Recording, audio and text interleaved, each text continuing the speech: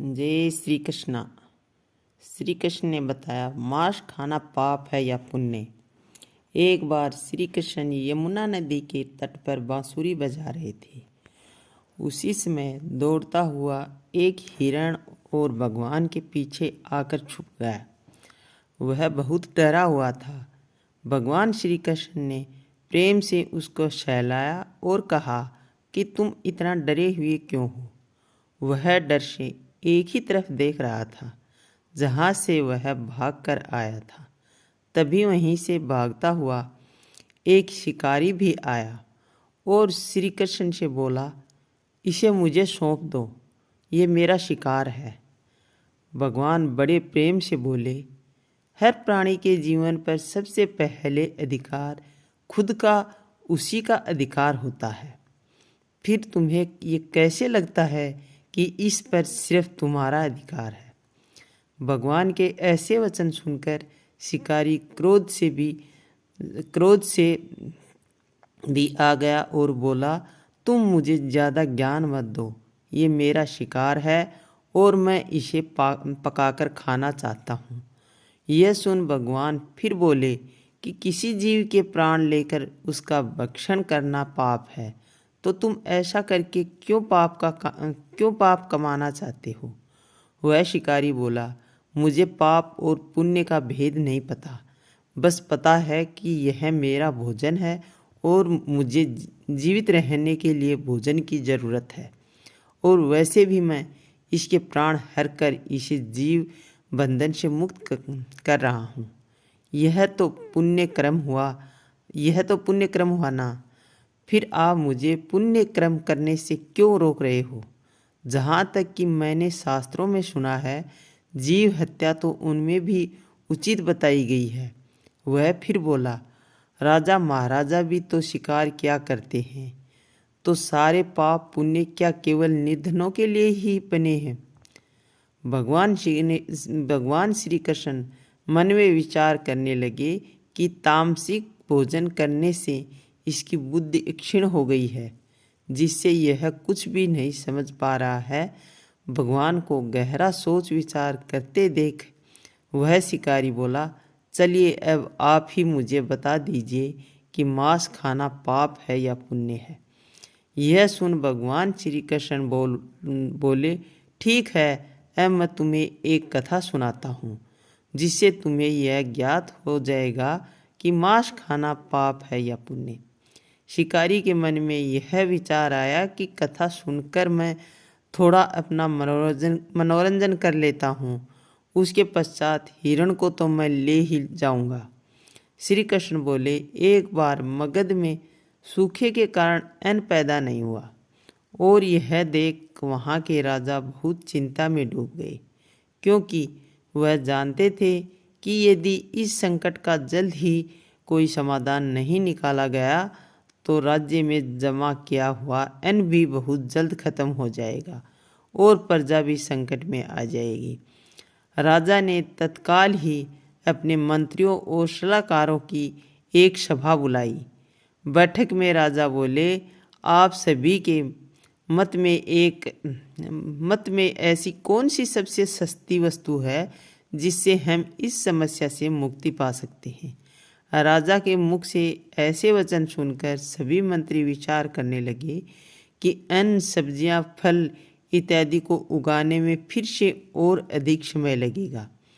तभी शिकार का शौक रखने वाला एक मंत्री सभा में बोला, हे राजन, मेरे मत में सबसे सस्ता और आसानी से मिलने वाला भोजन मांस है, जिससे हमारी प्रजा भी भूखी नहीं रहेगी और हमारा राजधन भी बचा रहेगा। मंत्री की बात सुनकर सभी और मंत्रियों ने भी उसकी हाँ में हाँ भर दी। केवल महामंत्री शांत बैठे रहे।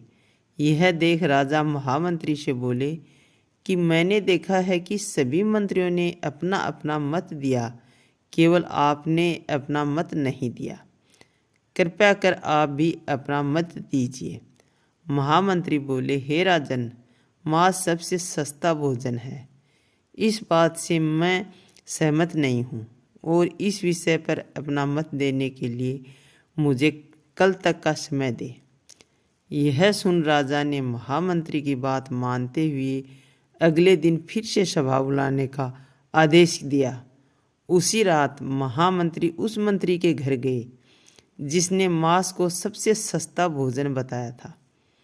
महामंत्री को अपने घर आया देख मंत्री उन्हें खड़े होकर प्रणाम करने लगे और कहा कि हे महामंत्री,